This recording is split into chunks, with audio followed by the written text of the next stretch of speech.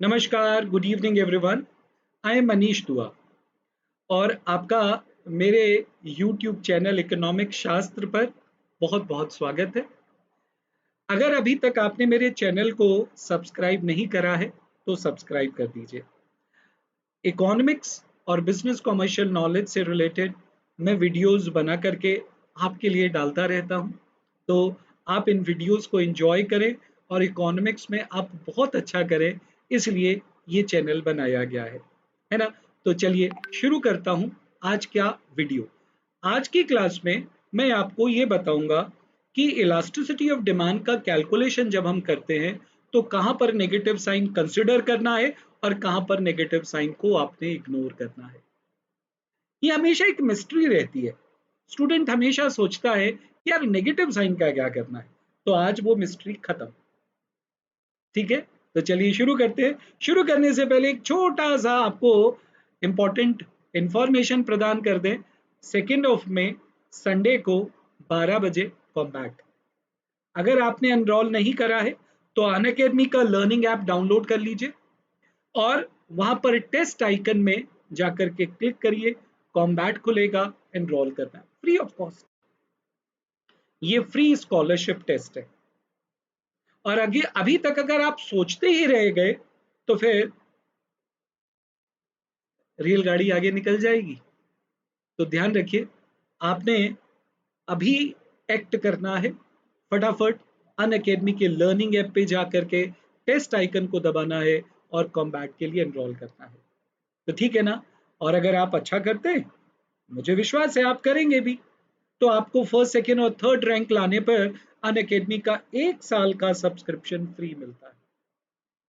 अगर आपका 4 से लेकर के 10 तक रैंक आता है तो आपको 75% तक सब्सक्रिप्शन में डिडक्शन मिलता है। समझ गए बात को। तो इसी तरीके से आप धीरे धीरे आगे बढ़ते रहिए और अपनी मंजिल तक पहुंच जाए, ये हम आपसे आशा करते हैं। तो चलिए वीडियो शुरू करते हैं और वीडियो में आज मैं आपको बताऊंगा कि कहां पर इलास्टिसिटी ऑफ डिमांड में नेगेटिव साइन को कंसिडर करना है और कहां पर इग्नोर करना है। तो देखो,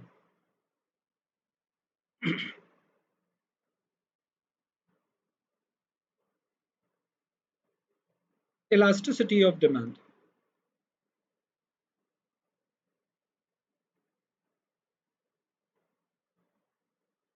देखो, आपको पता है इलास्टिसिटी ऑफ डिमांड का कंसेप्ट आपने कैलकुलेशन बहुत किया हुआ है, आपको आता है। तो इसलिए मैं सीधे सीधे उन्हीं बातों पर एम्फेसाइज करूंगा जिस उद्देश्य के साथ ये वीडियो बनाई गई है।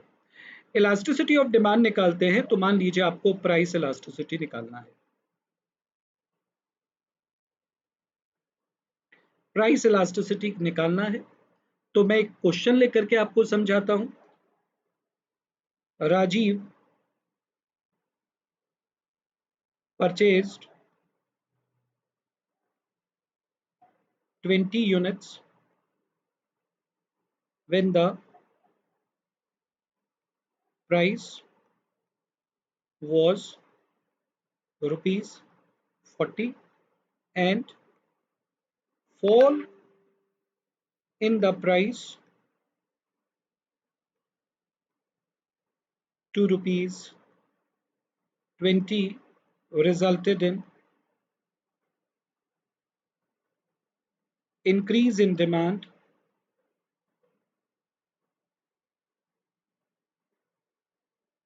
to 50 units। सिंपल। तो ये मेरे पास क्वेश्चन है। अच्छा, एक डाउट ये भी रहता है स्टूडेंट का कि सर फॉर्मूला कब कौन सा लगाएं, ये भी बता दीजिए।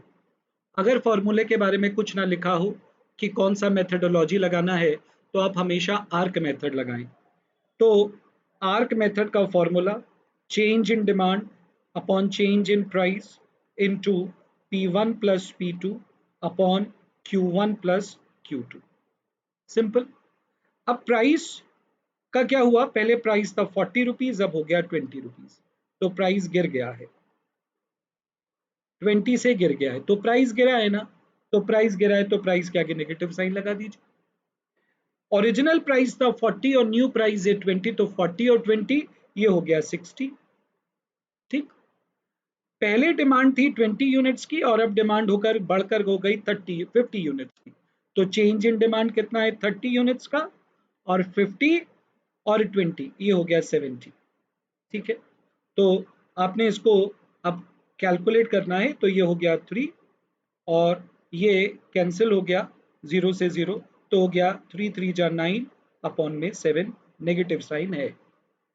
अब हमें इस नेगेटिव साइन का क्या करना है, सवाल ये उठता है। तो मेरी बात को बहुत ध्यान से सुन लीजिए, अब जो मैं बोलने वाला हूं। प्राइस इलास्टिसिटी निकालते वक्त वैसे तो नेगेटिव साइन इग्नोर नहीं करना है, लेकिन अगर क्वेश्चन में नेगेटिव वाला ऑप्शन नहीं दे रखा है तो फिर आप क्या करेंगे? नेगेटिव वाला ऑप्शन नहीं दे रखा है, फिर तो आपके पास कोई विकल्प नहीं बचा, आपको पॉजिटिव वाला चुनना पड़ेगा। मान लीजिए ऑप्शन में, option A 2/7, option B 9/7, option C 3/7 और ऑप्शन डी 5/7 दे रखा है। अब यहाँ पर नेगेटिव वाला ऑप्शन नहीं है, तो आपने बी को क्लिक कर देना है, यह आपका आंसर हो गया। लेकिन अगर नेगेटिव वाला ऑप्शन होता आपके पास, मान लीजिए डी ऑप्शन है -9/7, तो आपको फिर बी को नहीं चुनना है, डी को चुनना है। नेगेटिव साइन अगर ऑप्शन में दे रखा है तो नेगेटिव वाले को ही चुनेंगे। ये बात सिर्फ और सिर्फ प्राइस इलास्टिसिटी के लिए लागू होगी, ये बात सिर्फ प्राइस इलास्टिसिटी के लिए लागू होगी, क्योंकि इनकम इलास्टिसिटी और क्रॉस इलास्टिसिटी के लिए हम नेगेटिव साइन को इग्नोर नहीं करते। इनकम इलास्टिसिटी कैलकुलेट करेंगे और नेगेटिव ऑप्शन में आया है, कैलकुलेशन करते वक्त आंसर आपका नेगेटिव में आया है, तो नेगेटिव वाला ही ऑप्शन को चूज करना है, फिर पॉजिटिव वाला चूज नहीं करना है। क्रॉस इलास्टिसिटी कैलकुलेट करते वक्त अगर आपका आंसर नेगेटिव में आया है तो नेगेटिव वाला ही चूज करना है, पॉजिटिव वाला चूज नहीं करना है। समझते हैं बात को? मैंने क्या बोला? मैंने ये बोला है कि प्राइस इलास्टिसिटी निकालते वक्त ही अगर आंसर नेगेटिव में है तो नेगेटिव वाला ले लो, और अगर ऑप्शन में नेगेटिव वाला ऑप्शन नहीं है तो आप पॉजिटिव वाला चुन लो। यही कर सकते हो और कुछ नहीं कर सकते। फिर एक डाउट बच्चे का ये भी आता है कि सर अगर नन हो ऑप्शन, तो नन हो तो नन को नहीं लेना है, अगर पॉजिटिव ऑप्शन दिया हुआ है, नेगेटिव ऑप्शन दिया हुआ है तो नेगेटिव, अगर नेगेटिव वाला ऑप्शन नहीं दिया हुआ, पॉजिटिव वाला ऑप्शन दिया हुआ है तो फिर पॉजिटिव। समझ में आ गई बात? तो मैंने आपको यहां पर नोट डाल दिया है, याद रखेंगे। Negative option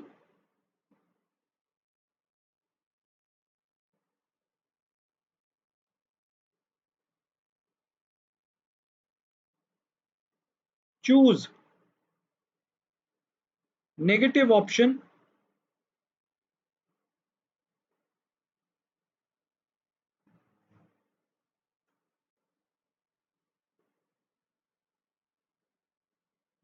choose a negative option when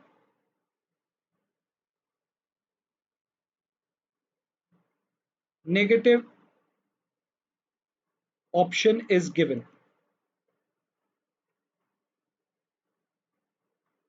provided your answer is negative, provided your answer is also in a negative। ठीक, लेकिन अगर पॉजिटिव ऑप्शन है, नेगेटिव ऑप्शन नहीं है, फिर क्या करेंगे? फिर तो पॉजिटिव वाला चुनना पड़ेगा। Choose positive option if negative option is not given। समझ में आ गई बात? बहुत सिंपल सी बात है, इसमें कोई रॉकेट साइंस नहीं है। पॉजिटिव वाला दिया हुआ है, नेगेटिव वाला दिया हुआ है तो नेगेटिव वाला ले लो, नेगेटिव वाला नहीं है तो फिर पॉजिटिव वाला ले लो। समझ में आ गई बात? तो पॉजिटिव वाला दिया है, नेगेटिव वाला दिया है, तो नेगेटिव वाला ले लो। पॉजिटिव वाला है, नेगेटिव वाला नहीं है, तो फिर क्या करोगे? पॉजिटिव वाला लोगे। सिंपल सी बात है। अच्छा, ये तो बात हो गई प्राइस इलास्टिसिटी की। अब आ जाइए इनकम इलास्टिसिटी की। इनकम इलास्टिसिटी में अगर आपका आंसर नेगेटिव में आता है, मान लीजिए कि -2 आंसर आया, तो इसका मतलब ये है कि कमोडिटी इंफीरियर गुड है, बिकॉज यू नो दैट कि इंफीरियर गुड्स का इनकम इफेक्ट नेगेटिव होता है। और अगर आंसर पॉजिटिव में आया तो इसका मतलब कमोडिटी नॉर्मल गुड है, यू नो दैट कि नॉर्मल गुड्स का इनकम इफेक्ट पॉजिटिव होता है। तो यहाँ पर आप नेगेटिव साइन इग्नोर कर ही नहीं सकते। अगर नेगेटिव में दिया है ऑप्शन तो नेगेटिव वाला ही होगा। अगर नेगेटिव में आपके आंसर नेगेटिव में आया है तो आपके पास कोई विकल्प नहीं है, आपको you have to choose the negative option only. समझ में आ गई बात? चलिए मैं आपको एक क्वेश्चन करके दिखाता हूं। से फॉर एग्जांपल यहां पर मेरे पास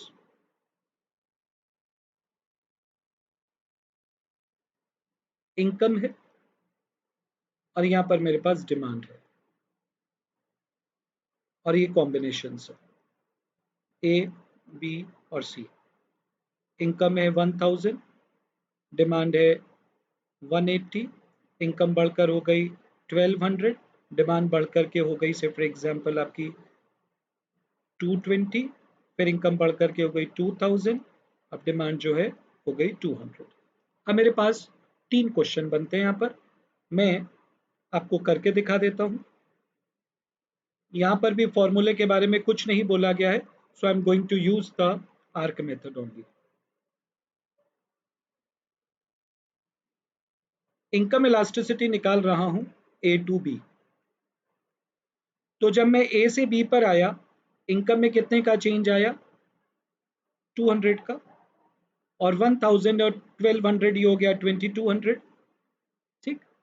और डिमांड पहले थी 180 की और अब डिमांड कितनी की हो गई? 220 की, यानी कि 40 का चेंज है। ठीक। और 180 और 220 ये हो गया 400। सिंपल। अब आपने करना क्या है? आपने इस कैलकुलेशन को करना है। ये हो गया आपका 10, ये 0 से 0 कैंसिल हो गया। अब यहाँ पर आपके पास है 1 0, ये 0 से 0 कैंसिल हो गया। अब आपके पास है 22 अपॉन में 20, तो ये हो गया आपका 10 और ये हो गया आपका 11, तो ये हो गया आंसर 1.1। अब ये पॉजिटिव में आ रहा है ना आंसर? पॉजिटिव में आ रहा है ना आंसर? इसका मतलब आपको पॉजिटिव वाला चुनना है। ये नॉर्मल गुड का केस है। अब नॉर्मल गुड के अंदर भी कुछ 3 केसेस है। अगर एक से वैल्यू छोटी है तो नेसेसिटी है, एक से बड़ी है और 2 तक है तो कंफर्ट है, 2 से भी बड़ी है तो लग्जरी है। तो यहाँ पर वैल्यू 1 से बड़ी है, तो इसका मतलब ये केस जो है वो कंफर्ट का है। ठीक है। अब आगे आइए, बी से सी पर आ जाइए। बी टू सी निकालते हैं। हमने इनकम इलास्टिसिटी का फॉर्मूला लिखा, delta Q upon delta Y into Y one plus Y two upon Q one plus Q two. B से सी पर आए तो इनकम 1200 थी, बढ़कर के हो गई 2000, तो ये हो गया 1200 से 2000, 800 रुपीज का डिफरेंस हो गया। 1200 और 2000 3200। ठीक है। अच्छा, अब डिमांड पर आ जाइए। डिमांड 220 से 200 हो गई, यानी कि 20 यूनिट्स कम हो गया है। तो यहां पर डिमांड कम हो रही है तो -20 आएगा। 220 और 200 तो कितना हो गया? 420। यस, तो दिस इज 420। नाउ ये हो गया आपका 4 और ये हो गया आपका कैंसिल, ये हो गया आपका, हम इसको सॉल्व कर देते हैं। 2 1 जा 2 और ये हो गया 2 और ये 1, तो हो गया -4 अपॉन में 21। अब आंसर नेगेटिव में आ रहा है, तो जब नेगेटिव में आंसर आ रहा है तो नेगेटिव वाला ही लेना पड़ेगा। ये नेगेटिव साइन ये इंडिकेट करता है कि कमोडिटी इंफीरियर गुड है, इसीलिए हम नेगेटिव साइन को इग्नोर नहीं कर सकते। जो भी बात आपको बताई गई है बिल्कुल ध्यान से एक एक बात को आप सीखते जाइए, लिखते जाइए और फॉलो करते जाइए। जो मैं बोल रहा हूं वही होगा, इसके अलावा कोई इफ एंड बट्स नहीं होगा। अब आ जाइए क्रॉस इलास्टिसिटी पर। क्रॉस इलास्टिसिटी में जब आप कैलकुलेशन करते हैं तो आपका आंसर पॉजिटिव में भी आ सकता है और आपका आंसर नेगेटिव में भी आ सकता है। अगर आपका आंसर पॉजिटिव में आता है तो इसका मतलब कमोडिटी सब्स्टिट्यूट गुड है, बिकॉज यू नो दैट कि सब्स्टिट्यूशन इफेक्ट पॉजिटिव होता है। और अगर आंसर नेगेटिव में आता है तो इसका मतलब कमोडिटी जो है वो कॉम्प्लीमेंट्री गुड है, because you very well know that कि कमोडिटी जो है वो कॉम्प्लीमेंट्री इफेक्ट जो है वो नेगेटिव में होता। तो यहाँ पर भी आपको साइन इग्नोर नहीं करना। अगर नेगेटिव है तो नेगेटिव वाला चूज करना है, पॉजिटिव है तो पॉजिटिव वाला चूज करना है। आपको नेगेटिव और पॉजिटिव का कंफ्यूजन सिर्फ और सिर्फ प्राइस इलास्टिसिटी के लिए होता है। और वहां पर भी मैंने क्लियर कर दिया है कि प्राइस इलास्टिसिटी में अगर ऑप्शन नेगेटिव वाला है तो नेगेटिव वाला ले लो, अगर नहीं है तो कोई बात नहीं, पॉजिटिव वाला ले लो। बस इतनी सी बात। बाकी हर जगह नेगेटिव साइन को कंसिडर करना है, इग्नोर नहीं करना है। यहां देखो, मैं आपको एक कैलकुलेशन करके दिखाता हूं।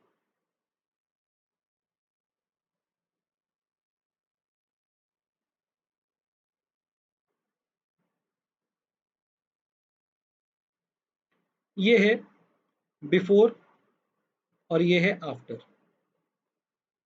ये है P, ये Q, ये P और ये Q। यहाँ पर मेरे पास कमोडिटी है X और Y और R और S। 30, 40, 30, 50, 40, 10, 30, 60, 75, 25, 75,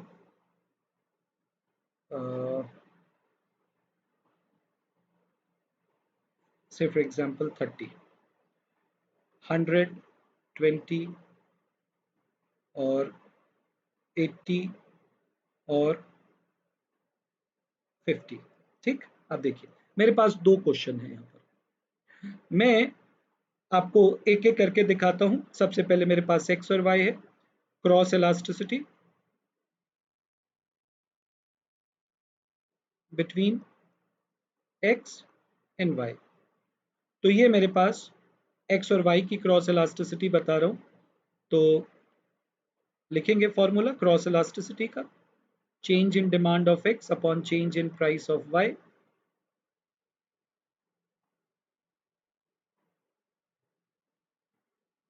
into P Y one plus P Y two upon Q X one plus Q X two. ये आपका फॉर्मूला है। अच्छा, यहाँ पर एक बात क्लियर करनी बहुत ज़रूरी है कि जब भी आप क्रॉस इलास्टिसिटी निकालते हैं तो आपके दिमाग में कंफ्यूजन आएगा कि सर हमारे फॉर्मूले में तो एक्स और वाई है, ज़रूरी तो नहीं है कि क्वेश्चन में भी एक्स और वाई हो। Exactly exactly. वहां पर टी एंड कॉफी हो सकता है, ब्रेड एंड बटर हो सकता है। तो फिर हम एक्स किसको माने और मैं वाई किसको मानूं? तो बहुत ध्यान से सुनिए। फॉर्मूले में आपके पास एक्स और वाई है, लेकिन प्राइस किसका बदल रहा है? वाई का। तो वाई का अगर दाम बदल रहा है तो तुम्हारे क्वेश्चन में जिसका दाम बदल रहा होगा तुम उसको मान लेना वाई। फिर से रिपीट कर रहा हूं, तुम्हारे क्वेश्चन में जिसका दाम बदल रहा होगा उसको तुम वाई मानना, उसका ले लेना प्राइस और दूसरे कमोडिटी का ले लेना डिमांड। जैसे यहां देखो, प्राइस 30 और 30, एक्स का दाम नहीं बदला। 40 और 30, वाई का दाम बदला। तो यहां पर तो एक्स और वाई दिया हुआ था तो कोई कंफ्यूजन ही नहीं है। तो मैंने यहां पर वाई का दाम कितना बदला? -10। ठीक, -10 क्योंकि 40 से 30 10 से कम हुआ है और 40 और 30 हो गया 70। ठीक, अब आ जाइए डिमांड। डिमांड आपको वाई की नहीं लेनी है, अब डिमांड लेनी है एक्स की। डिमांड कितनी थी? 40 और हो गई 50। 10 का चेंज, तो ये हो गया 10 और 40 और 50 90। तो ये आंसर आ गया -7/9। अब आंसर नेगेटिव में आ रहा है, so you can not ignore the negative sign. It means that X and Y are complementary goods. X और वाई आर कॉम्प्लीमेंट्री गुड्स। तो आप कैसे इग्नोर कर सकते हैं? आपको नेगेटिव वाला ऑप्शन ही चूज करना है। ठीक है, अब आ जाइए दूसरा क्वेश्चन करके दिखाता हूं। यहां पर अब मेरे पास क्रॉस इलास्टिसिटी निकालना है बिटवीन आर एंड एस।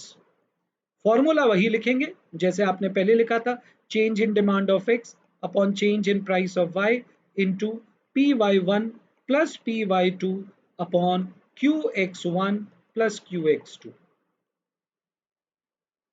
यहां देखिए दाम किसका बदला है, 75 75 100 80। दाम किसका बदला है, एस का। तो एस को मानोगे वाई और आर को मानोगे एक्स। आर का लोगे डिमांड और एस का लोगे प्राइस। तो प्राइस हो गया 100 से 80 माइनस 20, 100 और 80 180। ठीक है, अब आ जाइए डिमांड पर। इसकी डिमांड देखिए 25 और 30, 5 का चेंज, तो ये हो गया 5 और 25 और 30 ये हो गया आपका 55, ये हो गया 11 और ये हो गया आपका 9। तो -9/11 नेगेटिव में आ रहा है तो ये केस भी कॉम्प्लीमेंट्री गुड्स का है, और अगर पॉजिटिव में आता तो इसका मतलब सब्स्टिट्यूट गुड का केस है। ठीक है, समझ में आ गई बात, क्लियर है ना। तो आप से अब यही गुजारिश है कि आप इस वीडियो को अपने दोस्तों तक भी पहुंचाइए। जरूरी नहीं कि हर बच्चा इकोनॉमिक शास्त्र को जानता हो, लेकिन आपके दोस्त को भी ये बताइए कि इस तरीके की फैसिलिटी, इकोनॉमिक्स और बिजनेस कमर्शियल नॉलेज की डिटेल्ड जानकारी अगर आपको लेनी हो तो मेरे चैनल को सब्सक्राइब करें और ध्यान से एक एक चीज को पढ़ें। मैं अनअकैडमी के लर्निंग ऐप पर पढ़ाता हूँ, वहाँ पर प्लस एजुकेटर हूँ मैं, वहाँ पर आप मेरे लेक्चर्स को देख सकते हैं, मेरी स्पेशल क्लास में आ सकते हैं और फिर बहुत अच्छे से अपनी तैयारी को मुकम्मल कर सकते हैं। तो मैं आपसे विदा लेता हूँ, नमस्कार, बाय बाय, खुश रहें, मुस्कुराते रहें और हमेशा इसी तरीके से खुशियाँ बिखेरते रहें। Bye bye, take care of yourself.